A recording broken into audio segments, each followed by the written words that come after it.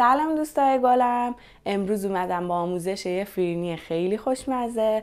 میدونم که همتون بلدین با روش‌های مختلف و خیلی خوشمزه درست کنین، ولی گفتم منم بهتون آموزش بدم، شاید از روش من خوشتون بیاد، درست کنین و لذتشو ببرین. برای درست کردن فیرینی به روش من نیاز دارید به شیر، شکر، ژله، آرد برنج، پودر هل، گلاب، موز و پودر پسته. به ازای هر یه لیوان شیر نیاز داریم به 2 قاشق شکر و 2 قاشق آرد برنج.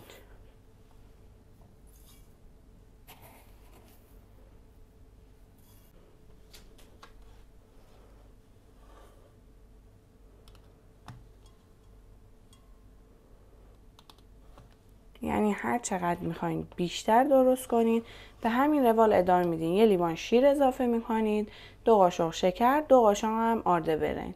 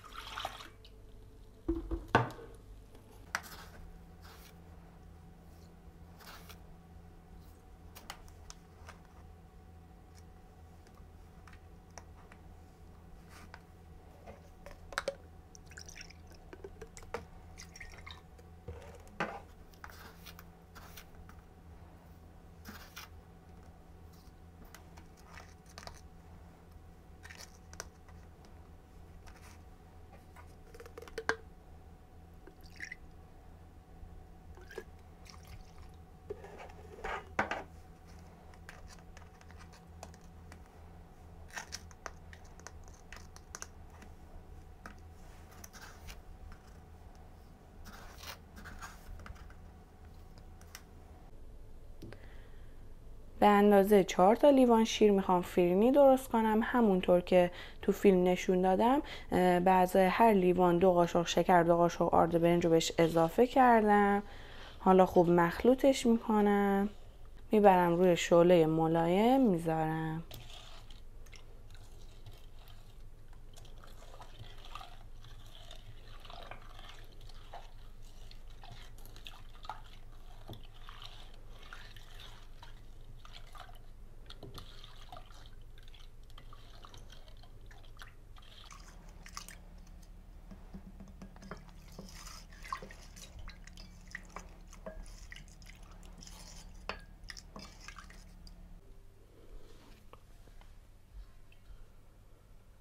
شعله گاز رو روشن میکنیم، روی کم میذاریم، مدام همش میزنیم، بهش زمان میدیم تا قشنگ خامی آرد گرفته بشه و غلیظ بشه.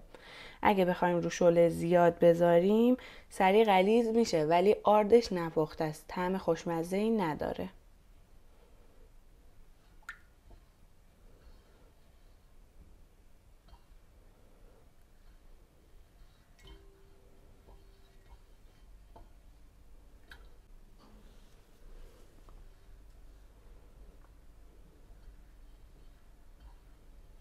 این مرحله حدوداً یه 20 دقیقه طول میکشه.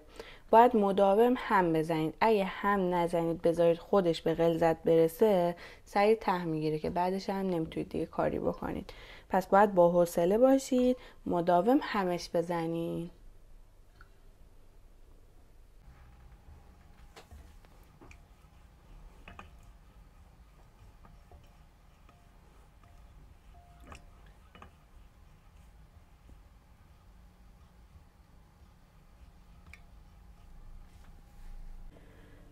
خب به این غلظت که رسید بهش پودر هل و گلاب رو اضافه میکنیم و خوب همش میزنیم و بهش زمان میدیم تا قشنگ غلیظ بشه.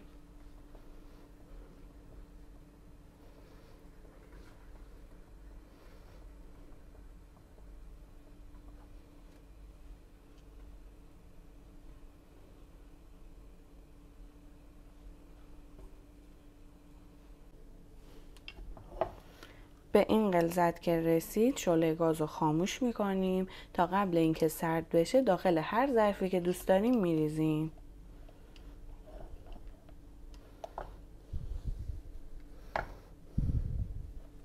خب تو 2 تا ظرف ریختم، یکیشو برای ژله ریختم که میخوام روش ژله بریزم، یکیش هم ساده تزیین میکنم. حالا میبرم توی یخچال میذارم یکم خنک بشه تا مرحله بعدیشو انجام بدم.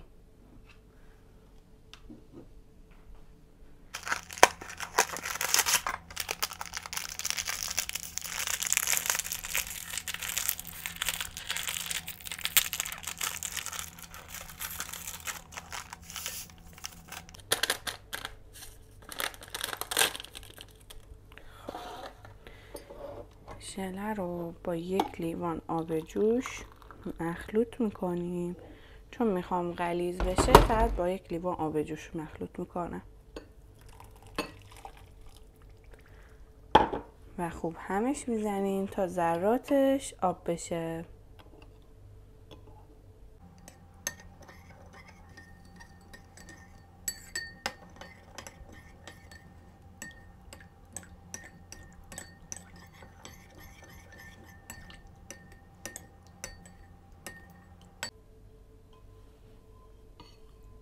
بهش زمان میدیم یک مقدار خنک بشه و بعد روی فرنی میریزیم.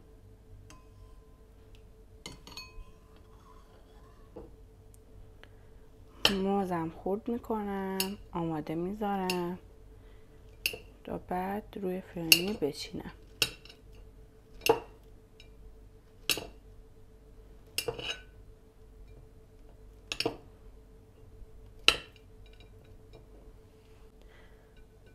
خب موزا رو که خورد کردیم روی فرنی میچینیم و بعد ژله رو میریزیم روی موز.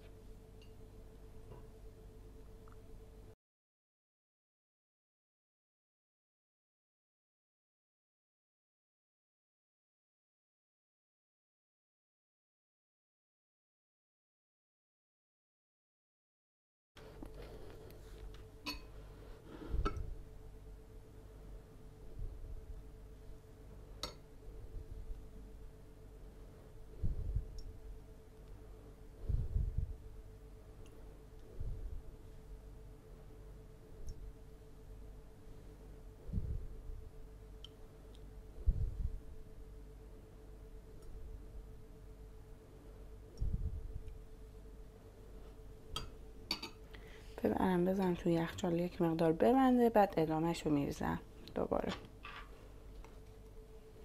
تا فرنیمون آماده بشه من اینو تزیینش میکنم تا اونم ژله‌اش ببنده.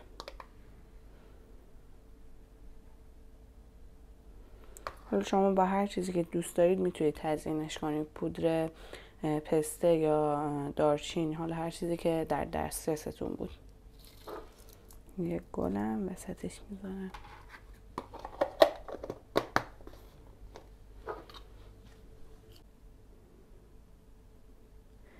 این فرنی هم ژله‌اش بس دیگه آماده است.